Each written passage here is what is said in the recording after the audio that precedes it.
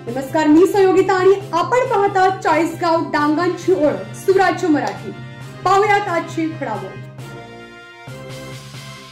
कोकणवाडी पाडोशी रस्त्याची भिंत कोसळली, शेतकऱ्यांचे मोठे नुकसान। निकृष्ट कामगिरीचा शेतकऱ्यांना फटका, आढळा विभागातून धक्कादायक प्रकार। कोकणवाडी ते पाडोशी रस्त्याच्या संरक्षण भिंतीचा भाग पहिल्याच पावसात कोसळला आणि या दुर्घटनेत शेतकरी भीमा हरी इदे यांचे मोठे नुकसान झाले आहे। शेतकऱ्यांचा आरोप आहे की काकड ठेकेदार इंजिनियर गणेश शेळके यांना अनेकदा तक्रार करूनही भिंतीचे काम अत्यंत निकृष्ट दर्जाचे करण्यात आले। या भिंतीत स्टीलचा कुठलाही वापर झालेला दिसून आलेला नाही, फक्त माती व सिमेंट खडी टाकून भिंत उभारण्यात आल्याचे स्थानिकांचे म्हणणे आहे।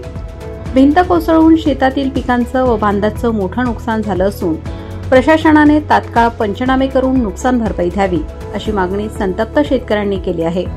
रमेश काळू भांगरे, ज्यावेळेस या कामाची सुरुवात चालू होती त्यावेळेस आम्ही वारंवार येऊन ठेकेदाराला आम्ही सांगत होतो की काम चांगल्या पद्धतीने करा म्हणून।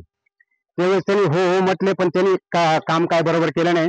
त्यात पहिल्याच पाण्यामध्ये हे बांधकाम धसून भीमा हरी इदे यांची 2-3 लाखाचे नुकसान झालेले।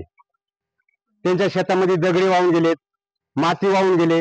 आणि दुसरी गोष्ट म्हणजे ज्यावेळेस आम्ही त्यांना मातीवरती बांधकाम करू नका तर ते बोलले नाही, आम्हाला उभं राहण्यासाठी कारण आम्ही सपोर्ट करतोय, पण त्यांनी आमची दिशाभूल करून शेतकऱ्यांची दिशाभूल करून त्यांनी आमच्याला एकदम म्हणजे निष्काळजीपणाचं बांधकाम केलेले।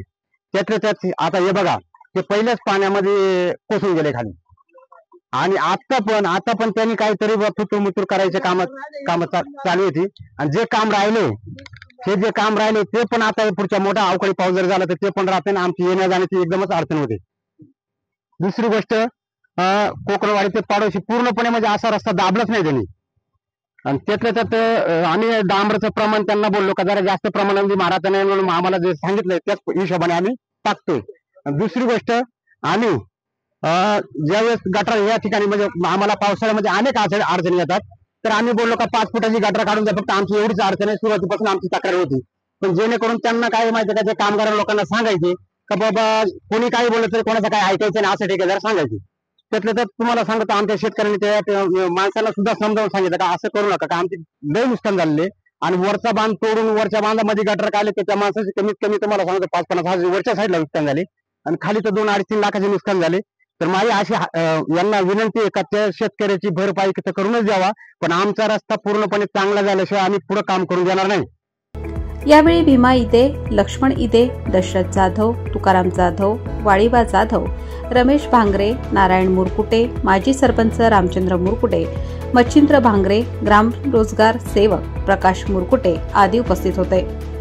सुराज्य मराठी न्यूज नेटवर्क करिता प्रतिनिधी बाजीराव भांगरे, एकदरे, राजू।